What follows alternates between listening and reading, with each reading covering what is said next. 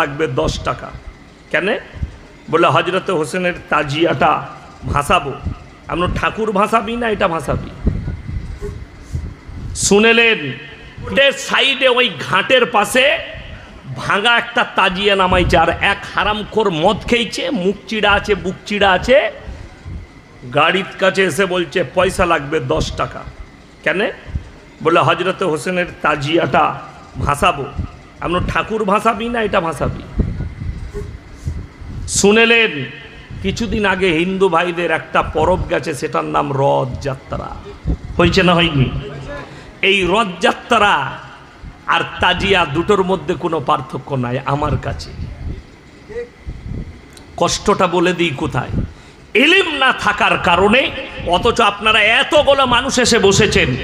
এটা শুধু নয়, মানিকচক থানার, গোটা কালিয়াচক থানার সমস্ত মুসলমানকে জিজ্ঞেস করুন, তারা সবাই জানে প্রত্যেকটা মুসলমান নরনারীর জন্য দ্বীনি ইলম হাসিল করা কি ফরজ।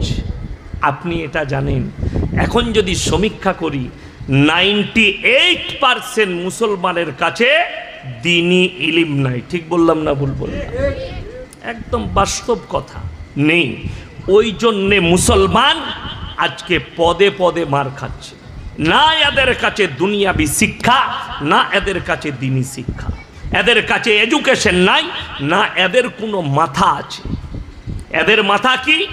এদের মাথা হচ্ছে বোম, এদের মাথা হচ্ছে বন্দুক, এদের মাথা হচ্ছে লাঠি, এদের মাথা হচ্ছে একটা মাতাল, এদের মাথা হচ্ছে একটা উগ্র লোক যে মানুষকে লাঠি দিয়ে মারামারি করায়। তুমি যদি তোমার মাথা ইমামকে ভেবে নিতে, তোমার মাথা যদি কোনো শিক্ষিত লোককে করতে, তোমাদের এই হাল হতো না।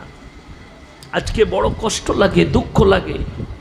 হাওড়া ডিস্ট্রিক্টের কথা বলছি, মুসলমান যুবকরা, মুসলমানদের হালতটা বলে দিই, আমার যারা যুবক ভাই আছেন তারা ভালো করে শুনবেন। মুসলিমরা অভিযোগ করছে, হাওড়া জেলা, জায়গার নাম বলবো না, রেকর্ডিং হচ্ছে, কালকে ফেসবুক ইউটিউবে যাবে, তারা গালি দিবে, কিন্তু বাস্তব সত্য বলছি। হিন্দু ভাইরা ঠাকুর ভাসাতে যাচ্ছে। আমরা যে দেশটা বাস করছি সেকুলার দেশ, হিন্দু মুসলিম সব একসাথে বসবাস করি। তারা ঠাকুর ভাসাতে যাচ্ছে মসজিদের পাশ দিয়ে, ডিজে বাজিয়েছে, গান বাজিয়েছে, ড্যান্স করতে করতে গেছে। আপনি থানায় গিয়ে অভিযোগ করলেন যে স্যার আমাদের নামাজের ক্ষতি হয়েছে, আমাদের ইমানের ক্ষতি হয়েছে। কেন? মসজিদের পাশ দিয়ে ডিজে বাজিয়ে যাচ্ছে। এটাতে যদি নামাজের ক্ষতি হয়, এটাতে যদি ইমানের ক্ষতি হয়, যারা মহরমে কালিয়াচকে মসজিদের পাশে ড্যান্স করছে, এটাতে তোমার ইমান মজবুত হলো? যারা বেটা বিটির বিয়েতে গান বাজনা বাজাচ্ছে, এটাতে তোমার ইমান মজবুত হচ্ছে, আর তোমার নামাজের ক্ষতি হয় না, তোমার ইমানের ক্ষতি হয় না। হাওড়া জেলায় সলম মোড় থেকে এমন কোনো গ্রামটা নাই, পাড়াটা নেই, ঈদের দিনে হারামখোর মুসলিম যুবকরা ডিজে বাজাচ্ছে। আমার বর্ধমান টাউনের কথা বলছি, কম বেশি 50টা, 40 থেকে 50টা মসজিদ আছে। আলহামদুলিল্লাহ সব মসজিদই দাওয়াতের মেহনত আছে। কিন্তু দুঃখের বিষয়, ঈদের দিনে যেদিনে চাঁদ উঠবে, সেই চাঁদ রাত থেকে হারামখোর মুসলিম যুবকরা সারা দিন ড্যান্স করছে, ঈদ পালন করছে, আর মদ বিক্রি হচ্ছে। জায়গার নাম লোহাপুর।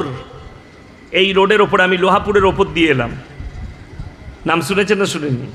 মোরগ্রাম থেকে ভেঙে যাবেন, দার্জিলিং মোড় রোড যেটা দুর্গাপুর যাচ্ছে, ওই রোডে ঢুকলেই প্রথম পড়বে লোহাপুর।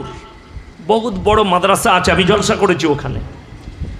ওই এলাকায় একটা গ্রামে জলসায় গেলাম রমজান মাসে। আমাকে একজন দাড়িওয়ালা হাজি সাহেব এসে কি বলল জানেন? কামরার ভেতরে, হুজুর একটু বক্তব্য দিবেন। কি? যে ঈদের দিনে আমাদের এলাকার মুসলিম ছেলেরা আসরের পর থেকে মদের দোকানে লাইন দেয়। কত দুঃখ! আমি মৌলবি শওকতের বেটা, আল্লাহর কসম করে বলছি, সাক্ষী আছে। আমি জলসা করেছিলাম 31শে ডিসেম্বর 2023 সাল। এই আপনার গয়েশ বাড়িতে জলসা শেষ। আমার গাড়ি, আমি জলসা 11, 11:30টায় শেষ করেছি। আমার গাড়ির সময় লেগেছে কালিয়াচক মোড়কে আসতে মাত্র 15 থেকে 17 মিনিট আমার গাড়িতে, গাড়ির লাইন জাম লেগে আছে। আমি ওভারটেক করে চলো, আমি কাছাকাছি পৌঁছালাম। মুসলিমদের যুবকরা 1 জানুয়ারি পালন করার লেগে গোটা হাই রোডে বোম বিছিয়ে রেখেছে, 1 লক্ষ টাকার বোম ফাটিয়েছে, পুলিশ তাদিকে গার্ড দিয়েছে। এদিকে আপনারা মুসলমান ভাবেন আমি মৌলবি শওকতের বাটা, আমি ইয়াসিন চ্যালেঞ্জ দিয়ে বললাম এদিকে মুসলমান বলাই যাবে না। যারা ভাবছেন হযরতে হোসেনের নামে নাম গান বাজনা, লাঠি খেলা, মাতম করা এগুলো ইসলাম, আমি বলে যাচ্ছি আল্লাহর কসম ইসলামের সাথে এটার কোনো সঙ্গই নেই। পুরো এটা ইসলাম শরীয়তের বাইরে। কাজ ইসলামের শরীয়ত শুনেলেন, দ্বীনি ইলম হাসিল করা ফরজ। আজকে আপনার কাছে দ্বীনি ইলম না থাকার কারণে বেঈমান কাফেররা আপনাদেরকে ঢেকে ফেলেছে। কিসের দ্বারা? পাপের দ্বারা। আল্লাহ রসুল সাল্লাল্লাহু আলাইহি সাল্লামের হাদিস, আখরি জামানায় সেই বর্বরতার যুগের পাপগুলো ফিরে আসবে, আর সেগুলোর নাম হবে মডেলিং। সেগুলোর নাম হবে কি? মডেলিং।